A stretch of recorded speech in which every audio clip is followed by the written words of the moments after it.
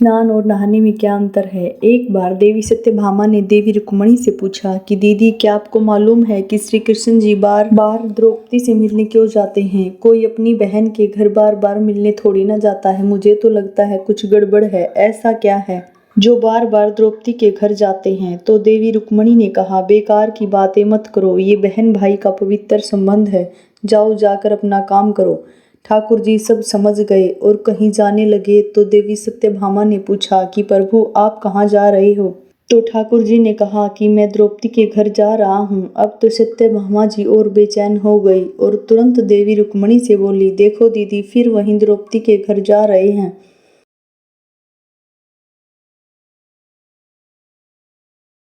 तैयार हो गई और देवी रुक्मिणी से बोली कि दीदी, आप भी मेरे साथ चलो और द्रौपदी को ऐसा मजा चखा के आएंगे कि वो जीवन भर याद रखेगी। देवी रुक्मिणी भी तैयार हो गई। जब दोनों देवियां द्रौपदी के घर पहुंची तो देखा कि द्रौपदी अपने केश संवार रही थी।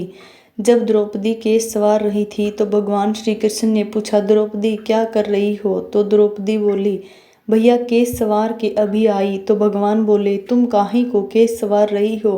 तुम्हारी तो दो दो भाभी आई हैं, ये तुम्हारे केस सवारेंगी। फिर कृष्ण जी ने देवी सत्यभामा से कहा कि तुम जाओ और द्रौपदी के सिर में तेल लगाओ और देवी रुक्मिणी, तुम जाकर द्रौपदी की चोटी करो।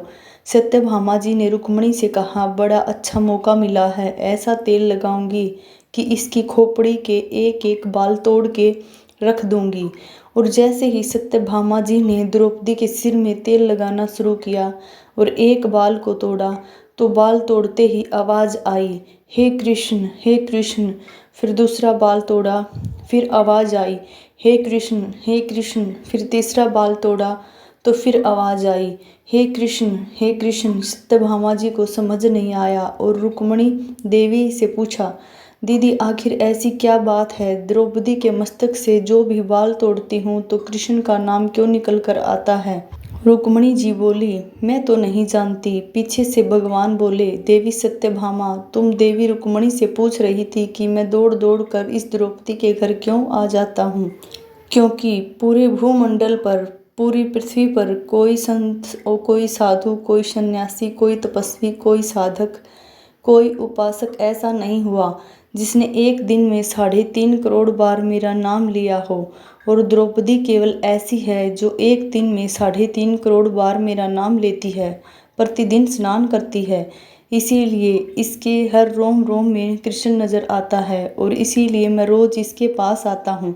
इसे कहते हैं स्नान, जो देवी द्रौपदी प्रतिदिन किया करती थी। हम जो हर रोज साबुन, शैम्पू और तेल लगाकर अपने तन को स्वस्थ कर लिया, इसको केवल नहाना कहा गया है। स्नान का मतलब है हमारे शरीर में 3.5 करोड़ रोम छिद्र हैं। जब नारायण से पूछा गया, ये 3.5 करोड़ रोम छिद्र कर्मों के दिए गए हैं, तो नारायण ने कहा, जब मनुष्य 3.5 करोड़ बार भगवान का नाम ले लेता है तब जीवन में एक बार उसका स्नान हो पाता है। इसको कहते हैं स्नान। श्री कृष्ण का नाम जब तक जपते रहिए जब तक 3.5 करोड़ बार भगवान का नाम ना जप लें। Please channel subscribe. Radhe Radhe.